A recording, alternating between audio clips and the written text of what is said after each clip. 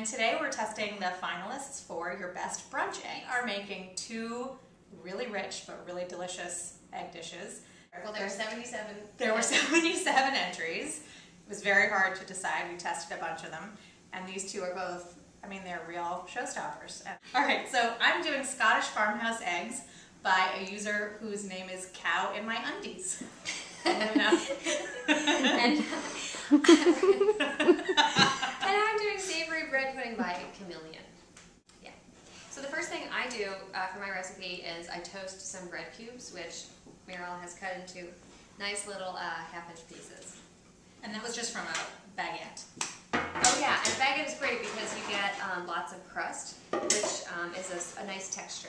The first thing I'm going to do for the Scottish Farmhouse eggs is butter a dish. The breadcrumbs, which go in the bottom of this, don't stick.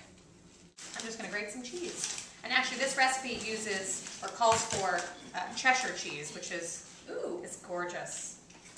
That's very, very sharp, cheddar-like cheese. As you can see, it's got a little bit of mold running through it. Smells pretty good. It's very dry and crumbly. Oh, I was saying that I'm mixing 4 eggs and 1 egg yolk. Just whisking the eggs and milk and cream. And don't you use a whole egg yolk in there too? Yes. An extra egg yolk? Yes, Just, just to add insult to injury. Yes. Very pretty, green. One of the big differences between your recipe and my recipe is that mine uses these large chunks of breadcrumbs that you toast so that once they're in the egg, they maintain their texture, which is really nice. And yours, it's like all soft bread. Yeah, you use these soft breadcrumbs made from not even stale bread.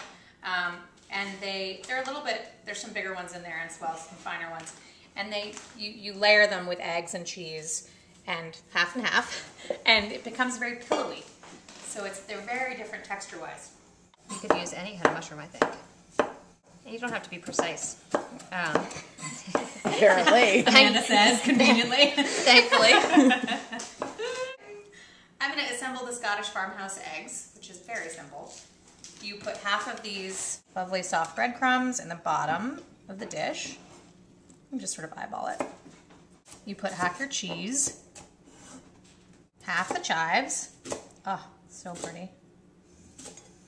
And you can actually use scallions for this as well, if you don't. You can really use anything. Is that your addition or Cow in My Undies? No, Cow in My Undies.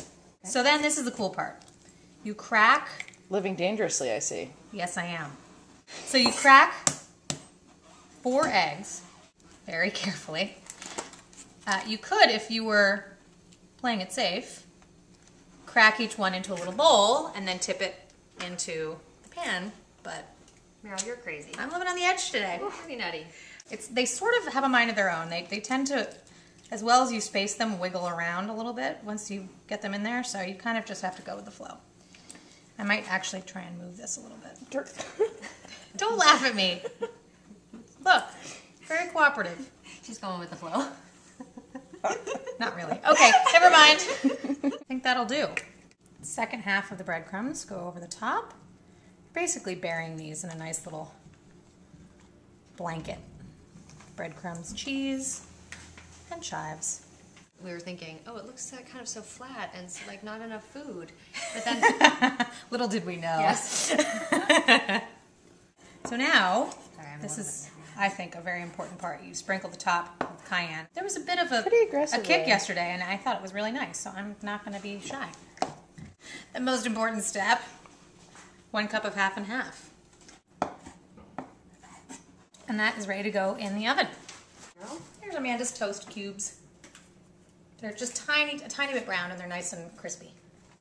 So now we're going to assemble the savory bread pudding. Merrill's going to grate some Parmesan cheese while I mix all the aromatics and the bread. To the bread cubes, we're going to add this chopped prosciutto, the mushrooms, a teaspoon of thyme, fresh thyme, which I've chopped just a little bit to release some of the oils, and shallot.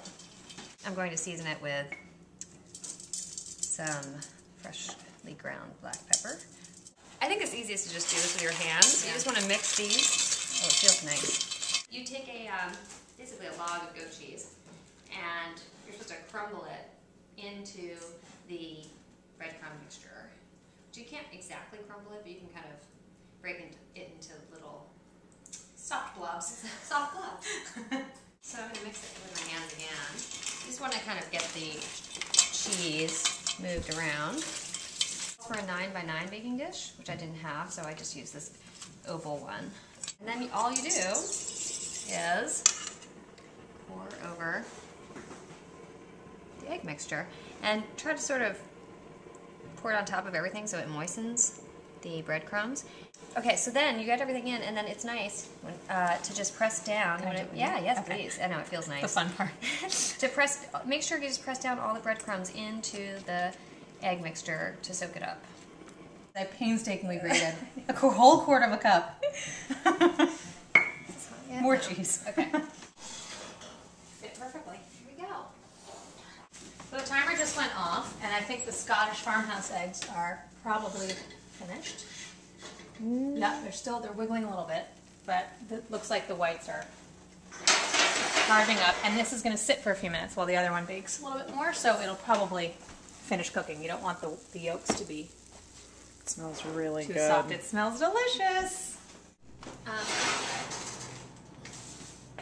That's sort of a good test for like a custardy baked egg dish. Is if you see how it just spins back. Excellent. Trampoline.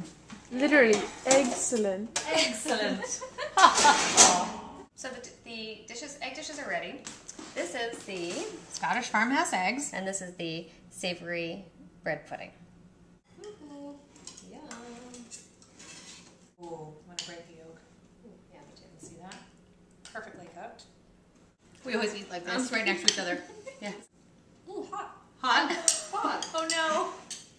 Amanda's always burning her mouth. Oh.